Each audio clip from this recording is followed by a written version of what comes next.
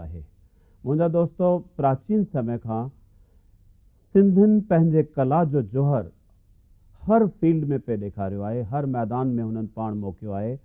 किन इल्म जे खेत्र में नालो कढियो त किन इंडस्ट्रीज़ में, त किन वापार जे फील्ड में पंहिंजी धाक जमाई। किन सॼणनि हॉस्पिटल्स खोले करे अवाम जे अहंज खे दूर करण जी कोशिशि कई, त किन कॉलेज ऐं स्कूल बर्पा करे तालीम जी रोशनी फैलाई। न सिर्फ़ु एतिरो, सिंधी समाज में कुझु अहिड़नि शख़्सियतुनि जनम वरितो जिन हिक ई वक़्तु घणनि ई मैदाननि में पंहिंजी शख़्सियत, पंहिंजी योग्यता, पंहिंजी क़ाबिलियत जी मोहर लॻाई। अहिड़ो ई हिकु शख़्स अॼु असांजे हिन सिंधी सरमाए प्रोग्राम में मौजूदु आहे, जंहिं हिंदी ॿोली, हिंदी साहित्य जो अभ्यास करे उन में डॉक्टरेट हासिलु कई। न सिर्फ़ु एतिरो, सिंधीअ में D.Litt जी उपाधि हासिलु करण खां पोइ हुननि सिंधी साहित्य अदब सां गॾोगॾु तालीम जी तमामु घणी शेवा कई आहे। अचो त असीं अॼु मिलूं था डॉक्टर दयाल आशा साहिब सां, जेके अॼु असां सां मौजूदु आहिनि। डॉक्टर साहिब, तव्हांजो हिन महफ़िल में हार्दिक स्वागत आहे। धन्यवाद। सभ खां पहिरीं मां पुछणु चाहींदुसि त हिंदी तालीम ऐं हिंदी साहित्य सां तव्हांजो संबंध कॾहिं जुड़ियो? मूंखे नंढपण खां ई हिंदी अभ्यास करण जो चाह पैदा थियो स्कूल में पढ़ंदे, छाकाणि त सिंधी मुंहिंजी मातृभाषा आहे ऐं हिंदी राष्ट्रभाषा आहे। मां त ईअं चवंदो आहियां त सिंधी मुंहिंजी हिकु अखि आहे त हिंदी मुंहिंजी ॿी अखि आहे। न पर सिंधीअ में त तव्हां शायदि पोइ डॉक्टरेट वरिती या पोइ अभ्यास वधीक कयो, हिंदीअ में तव्हां पहिरीं अॻियां आया। छाकाणि त उन ज़माने में जॾहिं मूं BA पास कई त सिंधीअ में MA कान हुई। MA मूं हिंदी ऐं संस्कृत में कई ऐं उन वक़्तु शौक़ु थियो, छाकाणि त मूंखे नंढपण में मुंहिंजी भाभी सदोरी बाई चवंदी मुंहिंजो पुटु डॉक्टर थींदो, पर मुंहिंजो मां डॉक्टर कीअं थींदो, मां त आर्ट्स पढ़ियो आहियां, पर उन जी इच्छा हुई मुंहिंजो पुटु डॉक्टर थींदो। उहो अलाए ख़्यालु हो, संस्कार हुयो, उन ख़्याल खे प्रभुअ अमली जामो पहिरायो। दवाऊं ॾियण वारो, सुयूं हणण वारो डॉक्टर न त घटि में घटि आत्मा खे शुद्ध करण वारो डॉक्टर त थिया। इहा सॼी कृपा सरस्वती माता रे, मुंहिंजे पूज माता पिता सदगुरु स्वामी शांतिकार महाराजन, दादा JP वासवाणी ऐं ॿियनि संतनि जी आहे। पर तव्हां जॾहिं हिंदीअ में एतिरी महारत हासिलु कई, डॉक्टरेट तव्हांखे मिली वई, पोइ सिंधी ॿोलीअ, सिंधी साहित्य जे तरफ़ तव्हां कीअं माइल थिया? सिंधीअ में त मां बचपन खां लिखंदो आहियां न। अच्छा, लिखावट तव्हांजी जेका आहे उहा हिंदीअ जी डॉक्टरेट करण खां अॻु ई शुरू हुई? अॻु में ई चालू आहे न। ओके, सालनि खां साधना कंदो रहियो आहियां। त हीअ जेके बुक्स तव्हां लिखिया आहिनि, उहे घणा अटकल तव्हां लिखिया आहिनि साहित्य जी शेवा? अटकल 50 किताब मूं सिंधी, हिंदी, अंग्रेज़ी में लिखिया आहिनि। अंग्रेज़ीअ में बि के बुक्स तव्हां जेके लिखिया आहिनि उहे कहिड़ा आहिनि? Sense of Sindh okay and golden thoughts of my Sadguru Swami शांतिकार Maharaj. Mostly जेके तव्हां बुक्स लिखिया आहिनि उन्हनि जो मुख्य प्लॉट, मुख्य सब्जेक्ट या उन जो मक़सदु छा रहियो आहे? मां सिंधी नसर में बि रचनाऊं कयूं आहिनि, त नज़्म में बि लिखियो आहे। सिंधी नज़्म, सिंधी नसर, हिंदी गद्य, हिंदी काव्य, इन सभिनी में अलॻि अलॻि मुंहिंजो योगदान रहियो आहे। इहो राइट आहे, तव्हां हर उन शाख खे बिल्कुलु सिंगारियो आहे, साहित्य जी जेका शाखाऊं आहिनि। पर छा इंसानी जज़्बात, इंसानी रिश्ता, इंसान जूं जेके क़ुर्बानियूं आहिनि या उन्हनि जा जेके अदब आहे, उन जूं मर्यादाऊं आहिनि, उन ते बि के बुक्स तव्हां लिखिया आहिनि, के किताब, के नाविल, के कहाणियूं? जुदा शहरनि में मूं ज़िक्र कयो आहे, समाजिक चित्रण आहे, मुंहिंजे मन जे भावनाउनि जो ज़िक्र आहे, ऐं ज़िंदगीअ में जेकी मूं पसियो, ॾिठो, आज़मूदा पिराया नंढपण खां वठी, उहे मूं शहर शाइरीअ में कलमबंद कया आहिनि। न, घणनि ई असांजे दर्शकनि जो चवणु आहे त तव्हां घणो करे जेके बुक्स लिखिया आहिनि या जेके साहित्य ते जेको कलम हलायो आहे उहो संतनि महात्माउनि जी जीवनीनि ते आहे। जीवनीनि में उन्हनि संतनि महात्माउनि जे उन्हनि जी तारीफ़ थिए थी, साख थिए थी, उन्हनि जा चमत्कार थियनि था, उन्हनि जा वाक़िया थियनि था, जंहिंमां हिकु साहित्यकार जी जेका तृष्णा आहे या जेका तमन्ना आहे जेको, उहा नथी ढापे पई। उन खां अलावा कहिड़ा किताब आहिनि, उहो ज़िक्र मां चाहींदुसि। संत साहित्य जी पंहिंजी अहमियत आहे, छाकाणि संत साहित्य अमर साहित्य आहे। तव्हांखे ॿुधी ख़ुशी थींदी त सिंध जा संत जेको मूं किताबु लिखियो आहे उहो 5 दफ़ा छपिजी चुको आहे। त सिंधीअ में हिकिड़ो उहे तारीख़ी किताब आहिनि, छाकाणि हुन में असांजी सॼी तारीख़ अचे थी, हिस्ट्री मां अचे थी। संतनि जे संग में रहियो आहियां, उनजो असरु मुंहिंजे हयातीअ ते संस्कारनि खे, उहे संस्कार मूंखे मिलिया आहिनि। तंहिंजे करे भारत जा भक्त या सिंध जा संत अलॻि अलॻि किताब जिन आवाम में मक़बूलियत हासिलु कई आहे, उन खां सवाइ मूं जेकी आज़मूदा ज़िंदगी जा पिराया आहिनि शेर व शाइरी में पेश कया अथमि। खोजना जे ख़्याल खां खोजनात्मक पुस्तक लिखिया अथमि। जीअं हिंदीअ में मुंहिंजो शोध प्रबंध हो सिंधी कवियों की हिंदी साधना, सिंधी कवियों की हिंदी साधना। उहे सिंधी कवि शाइर जिन 18वीं ऐं 19वीं सदीअ में सिंधी हूंदे सिंध में रहंदे हिंदी भाषा में लिखियो। इहा ॼाण तमामु किन थोरनि खे हुई। जॾहिं मूं तव्हां सुवालु पुछियो आहे, बिल्कुलु मूं इहो रिथा रिथी ऐं पंहिंजे गाइड खे मां विषय ॾिनो ऐं उहा विषय चूंडियो वियो। उन चयो त हिकिड़ो नओं विषय आहे त सिंधियुनि 18वीं ऐं 19वीं सदीअ में हिंदी साहित्य में हिंदी काव्य में योगदान ॾिनो आहे। हींअर असांजे सिंधी समाज में घणे वक़्त खां हिकु वाद विवाद पियो हलियो आहे त असांजी लिपि जेका आहे सिंधी अरबी न थी करे देवनागरी थियणु घुरिजे। तव्हां हुन सां केतिरो सहमत आहियो? मां हिकु तइलीमदार आहियां, शिक्षा शास्त्री आहियां। कंहिं बि लिपीअ जो मां विरोध नथो करणु चाहियां, पर जिन हालतुनि में असीं रहूं था देवनागरीअ जी वॾी अहमियत आहे अॼु। छाकाणि Mahatma George Gandhi captain stack जॾहिं 1849 में सिंधी डिक्शनरी तयारु कई, सिंधी इंग्लिश डिक्शनरी शब्दकोश, तॾहिं उन देवनागरी लिपीअ जो इस्तेमालु कयो आहे। मां कंहिं बि लिपीअ जो विरोध कोन थो कयां, पर असीं सिंधी भारत जे भिन्न भिन्न शहरनि में पखिड़ियल आहियूं ऐं उते हिंदी सभिनी खे अचे थी। उन ख़्याल खां असांजा सिंधी पंहिंजी मातृभाषा खां वंचित न रहनि, या महाराष्ट्र में या ॿियनि प्रांतुनि में असांजा केतिरा ॿार कॉन्वेंट स्कूल में वञनि था, बराबरि ऐं उहे सवलाई सां सिंधी देवनागरी लिपि में पढ़ी सघनि था। तंहिं करे भाषा खे अमर रखण लाइ जेकॾहिं असीं देवनागरी खे बि अपनायूं था ख़ता कान्हे। उहो त मां सम्झां थो महात्मा गांधीअ बि चयो हो त सॼे देश में हिकु ई लिपि जेकॾहिं देवनागरी हूंदी त शायदि असां पाण में वधीक जुड़ी सघंदासीं, हिक ॿिए सां वधीक वेझो अची सघंदासीं। ऐं लोकमान्य तिलक बि मराठी जेका आहे उनखे देवनागरी लिपीअ में लिखण जे लाइ हिकिड़ो आंदोलन हलायो ऐं अॼु मराठी ॾाढी सरल थी वई आहे इन लिहाज़ खां। त तव्हां इन ॻाल्हि सां सहमत आहियो त सभई जेके ॿोलियूं आहिनि जेकॾहिं अॼु हुनखे जीअं गुजराती आहे हींअर उहे बि सोचे रहिया आहिनि त असांजी जेका लिपि आहे उहा देवनागरी थिए त वधीक सुठो थींदो, त असांजो साहित्य माण्हुनि ताईं पहुची सघंदो या असां उन्हनि खे सम्झी सघंदासीं। न, पर उहे लिपि जी बहस क़ाइमु रहणु घुरिजे, छाकाणि त क़ाइमु कीअं रहंदी जेकॾहिं असांजा यंगस्टर्स जिन खे उहो अरबी सिंधी कंहिं स्कूल में पढ़ाई नथी वञे, उनखे सेखारी नथी वञे। उल्हासनगर हिकु अलॻि बस्ती आहे जिते सिंधियुनि जो तइदादु सुठे अंदाज़ में आहे, उते कुझु स्कूल बाक़ी रहिया आहिनि, अहमदाबाद में आहिनि, बाक़ी तमामु थोरनि जॻहियुनि ते किथे मास्तर नथा मिलनि अरबी पढ़ण लाइ त किथे स्टूडेंट नथा मिलनि। त उनजो अॼु जंहिं मोड़ ते पहुची विया आहिनि त असां कीअं ॿोलीअ खे बचायूं, उहो कुझु तव्हांजे तरफ़ां असीं ॿुधणु चाहियूं। उहो सरकार बि इन दश में क़दम खणी रही आहे त असांजा ॿार या गुजराती ॿार जेके अंग्रेजी माध्यम में वञनि था उन्हनि खे मातृभाषा कंपोज़ कोर्स में सेखारी वञे। त हिन वक़्तु महाराष्ट्र सरकार 50 मार्कुनि जो कंपोज़ शुरू कयो आहे। 5, 6, 7, 8, 9 जा किताब तयारु आहिनि ॿिन्ही लिपियुनि में। ॿारनि खे चालू न कयो वियो आहे, चालू थियल आहे, चालू अमल में आहे।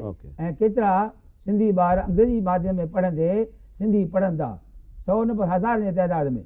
घटि में घटि असांजे सिंधू नगर में स्वामी शांति प्रकाश हाई स्कूल आहे, झूलेलाल हाई स्कूल आहे जिते सर बख्श मोटवाणी आहिनि, त उते देवनागरी सिंधीअ द्वारा अंग्रेजी माध्यम वारनि खे सिंधी सेखारी वेंदी आहे। तव्हांजे अंदरि हिकिड़ो ॾाढो सुठो जज़्बो आहे, तव्हां उल्हासनगर खे सिंधू नगर जे हिसाब सां हींअर ॿुधायो त इहो सिंधू नगर नालो पहिरें ॾींहं खां वठी जीअं इहा कल्याण कैंप खुली हुई तॾहिं खां वठी मुरारजीअ जे टाइम खां वठी इन ॻाल्हि ते सिंधियुनि पंहिंजो इज़हार ज़ाहिर कयो आहे, पंहिंजो जज़्बो ॾेखारियो आहे त हिन जो नालो सिंधू नगर थियणु घुरिजे। त छो सिंधू नगर वासी उन में पोयां पिया आहिनि? न, हुनजी भावना आहे, उत्साह आहे, उमंग आहे, ऐं बाक़ी फ़र्ज़ु आहे सरकार जो।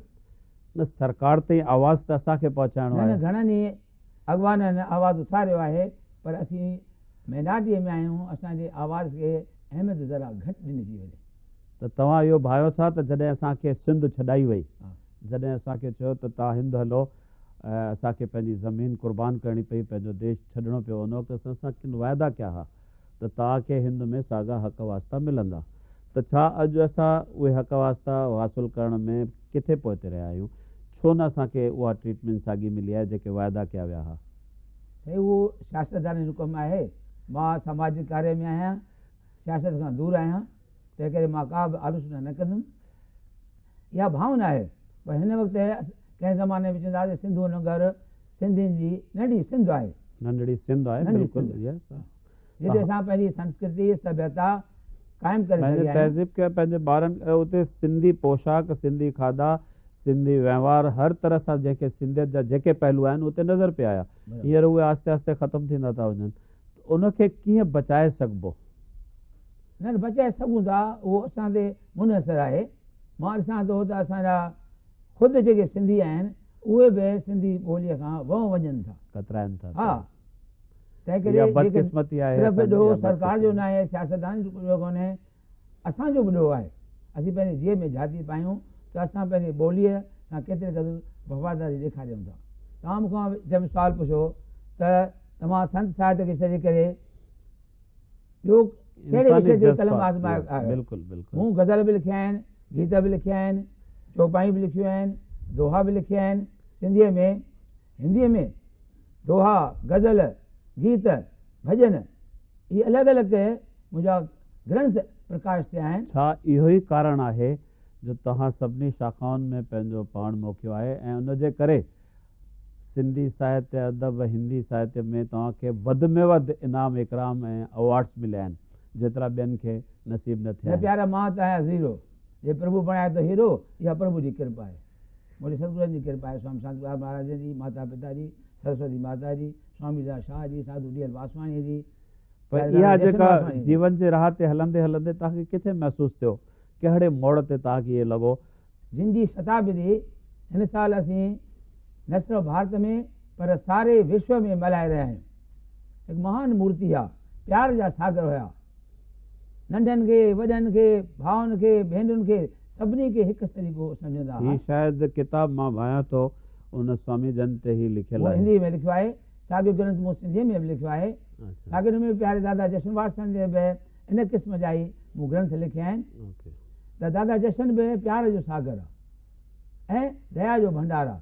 स्वामी शांतिकार जी कृपा सां ई मां पाण खे सौभाग्यशाली सम्झां थो, भाग्यवान आहियां, ख़ुशि नसीब आहियां जो भारत जे भिन्न भिन्न प्रांतनि में किथे बिहार में सोक पई आहे, 68 में साईं जी कृपा सां सेवा जे लाइ मां बोध गया बिहार में वियुमि। द्वारकेश सुंदराणी जे सहयोग सां शोक पीड़ितनि जी सहायता कई वई।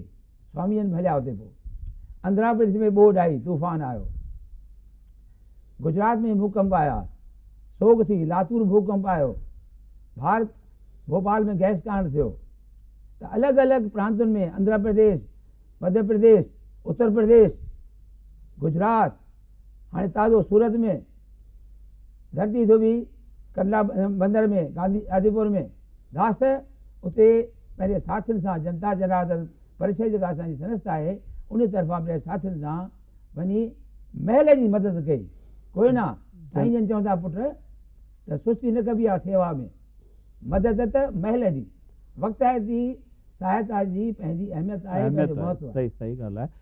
जनता जनार्दन जो ज़िक्र आयो आहे त इहा संस्था इहो कॾहिं तव्हां इन जो बुनियादु विधो?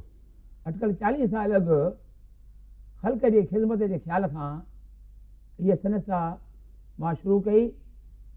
मुंहिंजा अध्यक्ष हुया इन संस्था जा सतगुरु स्वामी शांतिलाल महाराजन, प्यारो भाउ हीरालाल सबनदासानी खजानची ऐं टियों दास हुयो सेक्रेटरी। जनता में जनार्दन, ख़ल्क़ में ख़ालिक़ पसी कर ख़ल्क़ जी ख़िदमत मुदाम। छाकाणि मुंहिंजो को दोह आहे,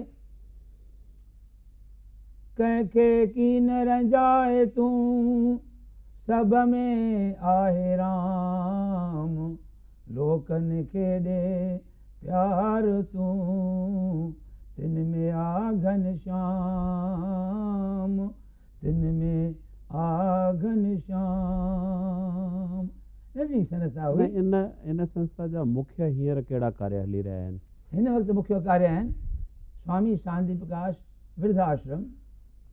तव्हांखे सॼे हिंदुस्तान में अहिड़ो सुंदर प्राकृतिक वायुमंडल में ॿुढाश्रम जेको फ्री हुजे, मुफ़्त हुजे, तव्हांखे न मिलंदो, जिते ॿुढड़ियुनि जी सेवा कई वञे थी बिना कंहिं उजूरे जे, उनखां कुझु बि नथो वरितो वञे। बाग बगीचा ऐं सेल्फ कंटेन रूम आहिनि जिते उहो आराम जी फ़रत वारी ज़िंदगी बसर करे सघनि था। न, सिंधु नगर लाइ त इहो चयो वेंदो आहे त भई हिते अञा ताईं असांजी संस्कृति, असांजी सभ्यता, सिंधियत ज़िंदा मां आहे। अञा अध में आहियां त जनता जे लाइ सवाल कयो। न, मां इहो थो पुछणु चाहियां त जॾहिं असांजे उल्हासनगर में, सिंधु नगर में असांजी सभ्यता ज़िंदा आहे, मर्यादा आहे, माउ पीउ जी शेवा कई वञे थी, ॿार उन्हनि जो परघोर लहनि था, त पोइ उते छो तव्हांखे ॿुढा आश्रम खोलण जी ज़रूरत थी? उते बि मुंहिंजा सॼण के नाख़ल्फ़ पुट आहिनि जेके ज़माने जी हवा लॻी आहे, ज़माने जी हवा लॻी लॻी आहे। अॻे वॾनि जो डपु हूंदो हो, जी। पुट ॾकंदा पीउ माउ खां, हाणे पीउ माउर ॾकनि था पंहिंजे औलाद खां। ससु ॾके थी नुंहं खां त रहिजी अचे, जे सुख खपे मां बि चवंदा आहिनि त जीअं बाबा चवनि तीअं हलो, जे वाह वाह, जे सुख खपे। छाकाणि त चौधारी वातावरण दूषित थी वियो आहे, मर्यादाऊं जा असां लीका लॻे रहिया आहिनि। घणा रूम्स आहिनि हुते तव्हांजे आश्रम में? आश्रम जी ॻाल्हि पे हली 40 रूम आहिनि असां वटि। जी। हा, मंदरु आहे, सुठो बगीचो आहे जिते ॿुढा ॿुढियूं आराम वारी ज़िंदगी बसर कंदा। खाधो ऐं रहण करणु टोटल फ्री आहे? सभु फ्री आहे। इन खां सवाइ 650 ग़रीब विधवाऊं, घुर्जाऊ भेनर, उन्हनि खे हर महीने सतगुरु महाराज जी कृपा सां जनता परिषद तरफ़ां रोक सहायता कई वेंदी आहे, राशन ॾिनो वेंदो आहे, कपिड़ा ॾिना वेंदा आहिनि नवां, उनजे ॿारनि जी पढ़ाई जी व्यवस्था कई वेंदी आहे, उनखे यूनिफॉर्म्स ॾिना वेंदा आहिनि। ग़रीब न्याणे जी शादियुनि में सहायता कई वेंदी आहे। परिवारनि सां के सिर्फ़ु विधवाउनि जे? कोशिशि करे जिन खे मौसूम ॿार आहिनि ऐं विधवाऊं आहिनि। छाकाणि मूं संस्था शुरू कई विधवाउनि ऐं वृद्धनि जी सेवा जे लाइ। मुंहिंजो इहो मक़सदु हो जॾहिं मूं इहा संस्था शुरू कई। सही ॻाल्हि आहे। छाकाणि त पंखो वाले उड़ सकते हैं, बेपंखों को भी दर्द है। बराबरि, बराबरि, सही आहे। त इन दुखियुनि जी सेवा, दुखियुनि जी सेवा करण सां मन खे मिले आराम थो, जो इशाऊं थो छॾे पाए सोई विश्राम थो। त मां चाहींदो आहियां जेकी मिले मां दुखियुनि दर्दनि जी ख़िदमत में ख़र्चु कयां। न, स्कूल बि तव्हांजे स्वामी शांति प्रकाश हाई स्कूल जॾहिं सिंधी मीडियम आहे, अंग्रेजी माध्यम बि आहे। तव्हांखे ॿुधी ख़ुशी थींदी त असांजो स्वामी शांति प्रकाश सिंधी माध्यम स्कूल में फुल फ्लैज हाई स्कूल आहे जी। ऐं सुठे वातावरण में। स्वामी प्रकाश महाराज जो प्रेसिडेंट संस्था जा, उहा आश्रमी ट्रस्ट अलॻि आहे, हीअ सेवा जी ट्रस्ट अलॻि आहे। ग़रीब न्याणे जी शादियूं कराईंदा आहियूं, सामूहिक शादियूं कराईंदा आहियूं, सौराष्ट्र में, हिते ॿियनि शहरनि में।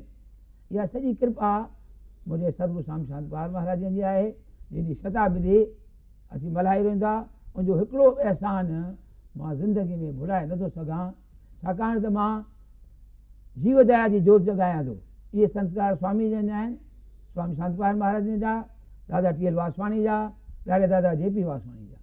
त उहो मां शहर शहर में वञी हज़ारनि जे तइदाद में आजीवन शाकारी कयां थो। जीव दया जी जोत जॻायो, वो पैगाम, वो संदेश तव्हां जो था, मानव जीवन सफल बणायो। पर मूंखे जेतिरे ख़बर आहे त तव्हां वटि गौशाला बि आहे, उहा मंदर जे तरफ़ां हलंदड़ आहे या उहा? गौशाला बि सतगुरु स्वामी शांति प्रकाश महाराजनि जे आशीर्वाद प्रेरणा कृपा सां शुरू थी ऐं फली फूली। हिन वक़्तु 1500 गायूं आहिनि। उहा ट्रस्ट श्री राधे श्याम गौशाला अलॻि ट्रस्ट आहे। तीअं वरी स्वामी सर्वानंद हॉस्पिटल जेका सुंदर शेवक सभा तरफ़ां हली रही आहे, उनजा प्रेसिडेंट बि असांजा सतगुरु स्वामी शांति महाराज हुया, हाणे स्वामी देव प्रकाश प्रेसिडेंट आहिनि। त सर्वानंद हॉस्पिटल ठही, उहा बि कृपा स्वामी शांति प्रकाश महाराज जी। जॾहिं उन्हनि चयो तव्हांजो नालो रखूं, चई न मुंहिंजे सतगुरु स्वामी सर्वानंद महाराज जो नालो रखो, मुंहिंजो नालो रखो। माना गुरु महाराजनि में अर्पण जी भावना हुई। गुरु के प्रति, स्वामी टेऊंराम महाराज के प्रति, स्वामी सर्वानंद के प्रति अगाध श्रद्धा हूंदी हुई। तव्हां साहित्य जे हर शाख खे सिंगारियो आहे, जीअं तव्हां ॿुधायो गज़ल बि, शाइरी। के घड़ियूं तो सां गुज़ारियां पर मूंखे फुर्सत नया, प्यार खां वध हिन दुनिया में बीत का नेमत नया, बीत का नेमत नया, प्यार ई आ जिंदगी, प्यार आबे हयात, प्यार मां सब सां कयां बीत का आदत नया, के घड़ियूं तो सां गुज़ारियां पर मूंखे फुर्सत नया। तव्हां घणी मां त गज़ल ॿुधायां, मौजूद आहे। तव्हां सिंध में कहिड़े हिंदीअ में मूं गज़ल लिखिया थी मां, हिंदीअ में। तमन्ना है न जीने की तो जीने की जरूरत क्या, मोहब्बत का नशागर है तो पीने की जरूरत क्या, बहाए उम्र भर आंसू जब दिल पे गम का डेरा था, न अरमा है अगर कोई तो रोने की जरूरत क्या, हंसी लगती अगर वो बिखरे जुल्फों से तो फिर उसको संवरने की जरूरत क्या।